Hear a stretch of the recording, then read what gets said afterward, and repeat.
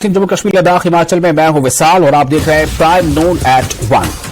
पुंछ के आला पीर से बड़ी खबर, करंट लगने से एक शख्स की मौत, 5 जख्मी। कब्रिस्तान में कब्र की खुदाई के दौरान ये हादसा, मिस्त्री और मजदूर बिजली के तारों के जद में आ गए। इस वक्त एक बड़ी खबर आपको दे रहे हैं। खबर पुंछ से है। पुंछ के आला पीर से बड़ी खबर आ रही है। आला पीर इलाके का नाम है जहां करंट लगने से एक शख्स की मौत हो गई है, जबकि 5 शख्स जख्मी बताए जा रहे हैं। और बताया जा रहा है कि कब्रिस्तान में कब्र की खुदाई के दौरान ये हादसा पेश आया। मिस्त्री और मजदूर बिजली के तारों के जद में आ गए। पुंछ से ये बड़ी खबर, पुंछ से बड़ी खबर है। आला पीर इलाके से ये बड़ी खबर आ रही है जहां करंट लगने से एक दर्दनाक हादसा पेश आया है और इस दौरान एक शख्स की मौत वाक़ा हो गई है, जबकि 5 जख्मी हैं। और ये सब कुछ तब हुआ जब कब्रिस्तान में कब्र की खुदाई के दौरान ये हादसा पेश आया और करंट लग गया। मिस्त्री और मजदूर बिजली के तारों के जद पे आ गए, जिसके नतीजे में एक शख्स की जान चली गई और 5 जो है वो काफी गंभीर रूप से घायल बताए जा रहे हैं।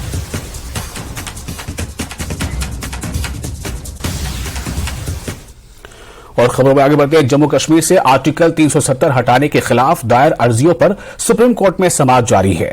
370 को हटाने के फैसले को चैलेंज करने वाली दरख्वास्तों पर आज 10वें दिन भी समाअत जारी है। CJI DY चंद्रचूड़ की सदारत में 5 रुकनी आईनी बेंच इस मामले की समाअत कर रही है। सुप्रीम कोर्ट में दफा 370 की कानूनी हैसियत को चैलेंज करने वाले तमाम फरीकैन के दलाइल 23 अगस्त को मुकम्मल हो गए। मरकजी हुकूमत की जानिब से अटॉर्नी जनरल आज सुप्रीम कोर्ट में पेश हुए और मरकजी हुकूमत की जानिब से बहस शुरू की। सुप्रीम कोर्ट में इस मामले पर अगले हफ्ते से दफा 370 केस की समाअत आईनी बेंच पीर 28 अगस्त से मुसलसल 4 दिन करेगी। इससे कबल यह समाअत हफ्ते में 3 दिन हुआ करती थी, मंगल, बुध और जुमेरात को, लेकिन अब अगले हफ्ते से इस मामले की समाअत पीर को भी हुआ करेगी, यानी कि हफ्ते में 4 दिन, सोमवार, मंगल, बुध और जुमेरात।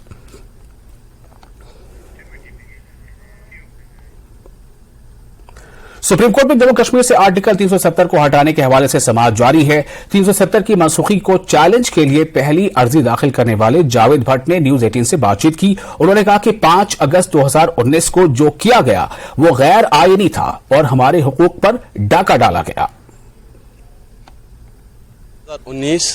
5 अगस्त 2019 को जो फैसला हुआ था, जो आर्टिकल 370 को एब्रोगेट किया गया था, तो कश्मीर की आवाम को बंद करके तो जो फैसला हुआ था उसी के हक में, उसी के हवाले से हम यहाँ आए। सुप्रीम कोर्ट में हमने अपनी दलीलें रखी, हमने पिटीशन फाइल की, ताकि जो हमारा हक था वो हक हमें वापस मिल जाए।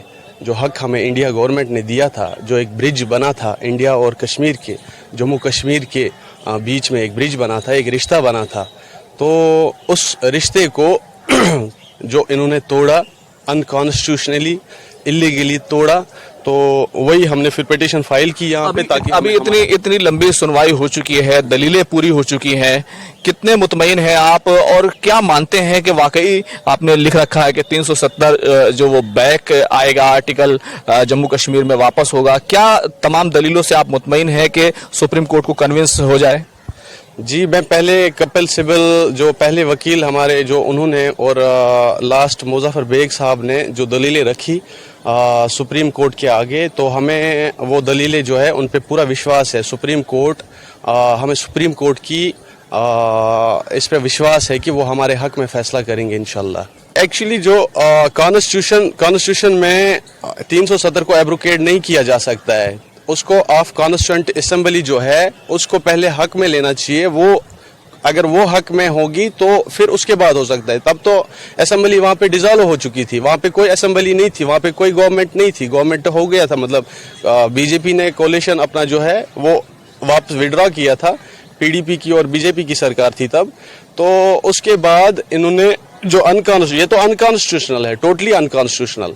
370 को एब्रोगेट करना ये तो टोटली अनकॉन्स्टिट्यूशनल है, इलीगल है। तो ये जावेद भट्ट थे जिनका मानना है कि जिस तरीके से 370 को हटाया गया और यही तमाम दलीलें सुप्रीम कोर्ट में रखी गई हैं, अब सुप्रीम कोर्ट को फैसला करना है क्या 370 को हटाया जाना वो आईनी था या गैर आईनी था। खुर्रम शहजाद, न्यूज 18, दिल्ली।